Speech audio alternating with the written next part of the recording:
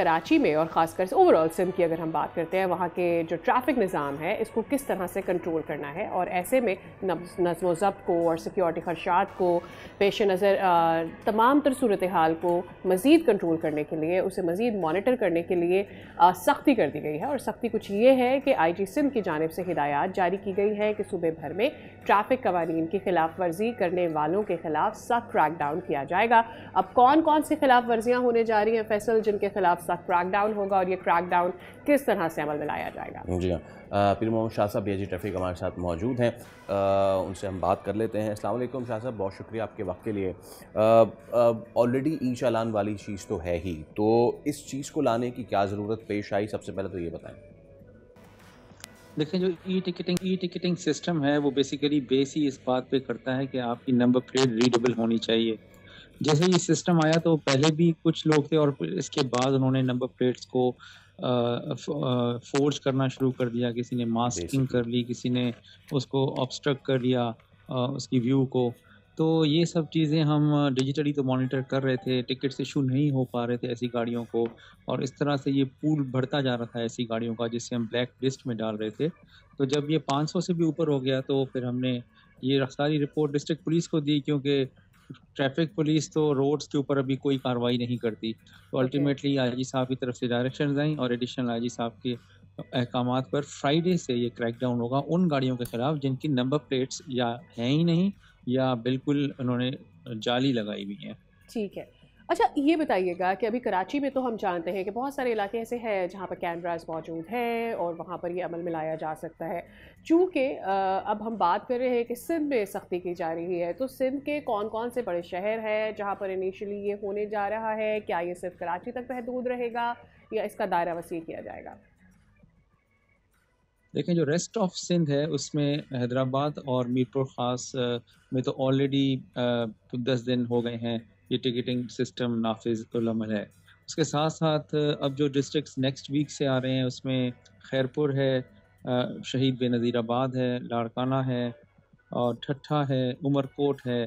तो ये डिस्ट्रिक्ट्स भी अब इंशाल्लाह नेक्स्ट 10 डेज़ में जो CPO यानी IG ऑफिस से हिदायत आई हैं उसमें ये शामिल हो जाएंगे, और फिर आहिस्ता आहिस्ता करके तमाम डिस्ट्रिक्ट्स जहाँ पर ये कैमरे लगते जा रहे हैं वो इसका हिस्सा हो जाएंगे। उसके लिए लाजमी है कि लोग कम अज़ कम अपनी नंबर प्लेट्स जो हैं वो रजिस्टर्ड हों, और नंबर 2 वो जाली ना हो, उनके ऊपर कोई ऑब्स्ट्रक्शन ना हो, वो व्यू विजिट जो है ना उसका ब्लॉक ना हो रहा हो। ये चीज़ है जो कि हम चाहते हैं कि पब्लिक इस पर इम्प्लीमेंट करे।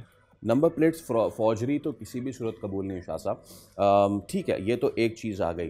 आपकी मौजूदगी का फ़ायदा उठाते हुए हमने लास्ट टाइम भी आपसे बात की थी, उस वक्त भी एक इंसिडेंट हुआ था। हम आपसे दोबारा बात कर रहे हैं, कुछ और इंसिडेंट्स हो चुके हैं। 12 साल का बच्चा उसको डंपर मार देता है, नेक्स्ट डे एक और वाक़या हो जाता है। सो ऑन वन हैंड कानून की गिरफ्त सख्त हो रही है, ऑन दी अदर हैंड ये हादसात जो है वो तवातर से चल रहे हैं।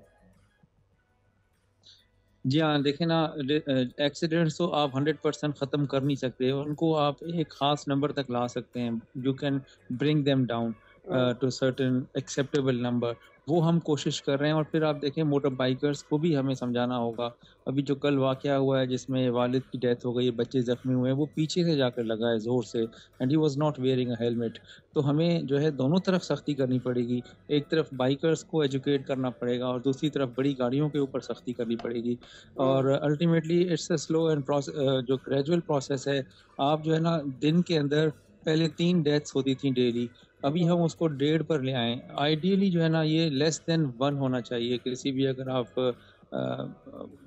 यानी कि प्रोग्रेसिव सिटी के साथ इसको अगर कंपेयर करें तो आपकी जो है ना लेस देन 1 होना चाहिए, बट यू सी 1 दिन में या 1 महीने में तो नहीं हो सकता। It will require consistent effort, persistent एक जो है ना एंड्योरेंस के साथ काम अच्छा, करना पड़ेगा। मैं कुछ चीज़ें जो मुझे भी समझ में आती है, obviously when we are on the road we say कि पूरी पूरी फैमिली जो है वो बाइकर्स की होती है, और ऑब्वियसली वो उनमें से कभी तो सिर्फ जो राइडर होता है, जो मेन राइडर होता है उसके सर पे हेलमेट होता है और बाकी लोगों के सर पे हेलमेट नहीं होती है, और फिर कभी ये होता है कि किसी ने भी हेलमेट नहीं पहना होता, आगे रखा होता है, यस, फिर वो रॉन्ग साइड से भी आ रहे होते हैं। फिर एक वजह ये होती है कि हमारे यहाँ कोई भी हो, चाहे वो गाड़ी चलाने वाला हो या वो रिक्शा चलाने वाला हो, फिर वो बाइक चलाने वाला हो, वो अपनी लेन में नहीं जाएगा। जिसकी जितनी छोटी गाड़ी है वो ये डिसाइड करता है कि वो उस स्पेस में से गुजर सकता है या नहीं, और ऐसा होता है। लेकिन ये सब काम करना इसके ऊपर, इन सब रूल्स को फॉलो करवाना, उस पर सजाएं होना, ये सब काम इवेंचुअली फिर ट्रैफिक डिपार्टमेंट के अंडर ही आता है। जी हाँ, बिल्कुल। इसी वजह से जो है ना, हम चाह रहे हैं कि लोग कम से कम मिनिमम जो रिक्वायरमेंट है उसको फुलफ़िल करें, कि अपनी नंबर प्लेट्स ठीक करें, और उसके बाद उनको जब सबको पता है कि हमने सिग्नल पे रुकना है, सबको पता है कि हेलमेट पहनना है, सबको पता है कि हमने सीट बेल्ट बाँधनी है और मोबाइल फ़ोन पे बात नहीं करना। लेकिन स्टिल कराची के अंदर जहाँ जहाँ कैमरे लगे हुए हैं, वहाँ ये अभी भी वायलेशंस रिकॉर्ड हो रही हैं। ये इसका मतलब ये है कि जो हमें टाइम लगेगा लोगों को एजुकेट करने में।